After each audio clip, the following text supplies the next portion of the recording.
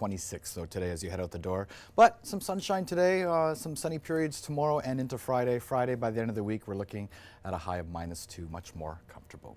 Wishing you a great Wednesday morning. Please join me in welcoming Matt Lee. Now, last week, Matt and I were discussing recently released CMHC stats and how it compares and what Kingston is going through in terms of real estate numbers. And we're delving into that further. We're looking at a forecast summary. How you doing, Matt? I'm great. Thank you very much. Let's jump off where we ended it last week. Yeah, so we're going into population and rentals and where our vacancy rate sits and what's happening and why it's happening. So.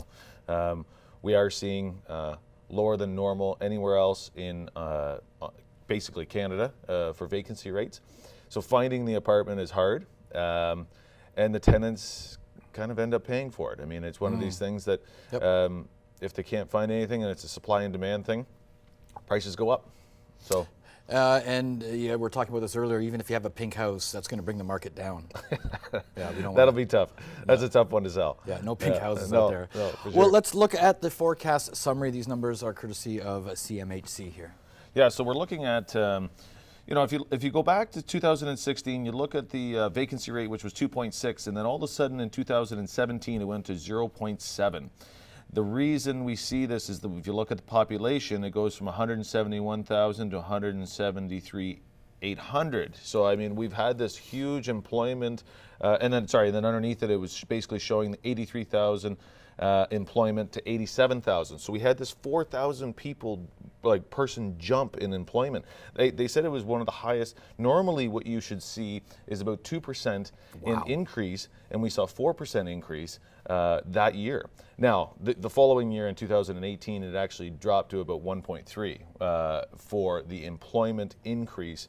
But when we see that increase, it's not only blamed on Queens and it's not St. Lawrence. I mean, we saw this huge jump in employment, and the rentals haven't kept up. We have a couple things that are happening. I mean, there is people that are developing. They are doing everything that we can to move forward.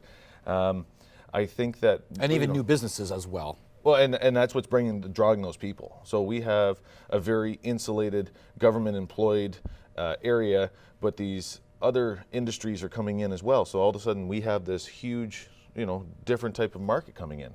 We haven't seen a lot of that, so now we are. A little bit of a question with the census numbers too, because are they taking these numbers in the off season when the Queen students, RMC students, St. Lawrence College students aren't here? What are the numbers for these? Yeah, so if we look at this and they say it's 176,000, you're looking at almost 19,000 on campus at Queens. You're looking at 8,000 or 7,500 at St. Lawrence. You're looking at about 5,000 to 6,000 at RMC. Even that's going to grow too.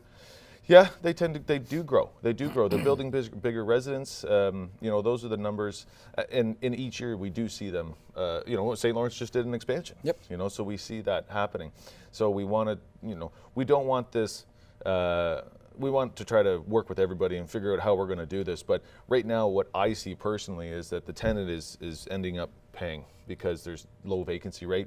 So this is what happened in Toronto, I think, in the early 90s too. Yeah.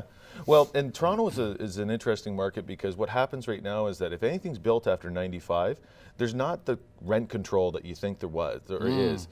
You hear these horror stories where they say, okay, well, we're going to jump your rent from 1,100 to 2,000 because they're actually allowed, and it's actually legal to do because anything that's built after a certain date, they don't have that rent control the way they normally do with the older stuff here. We deal with it because most of our stuff is downtown is 1900s.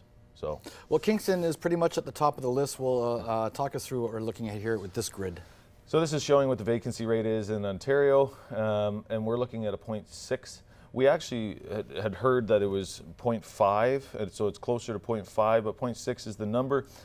Went down from last year. Toronto is 1.1, so I mean they're almost they're double the vacancy rate that we are. Ottawa is right in that Toronto area as well. It's not on this grid for some reason, but you work your way up. You go Guelph, Peterborough, Ontario as the whole is 1.8, but Ontario is tough because you're including Thunder Bay at almost 5%. Hamilton is an unusual one. I would have thought it would have been lower. Yeah, that one surprises me too. Even Barrie surprises me. and for whatever reason, whether they're keeping ahead of the construction and they have enough vacancies, like in regards to the buildings themselves, maybe the forecasts they did were done well 10 years ago to build that. So Looks like Kingston, the city of the future. yeah, I hope so. Yeah. I know it. Yeah. Okay. Thank you so much, Matt Lee. Real estate tips brought to you by Matt Lee of Royal LePage.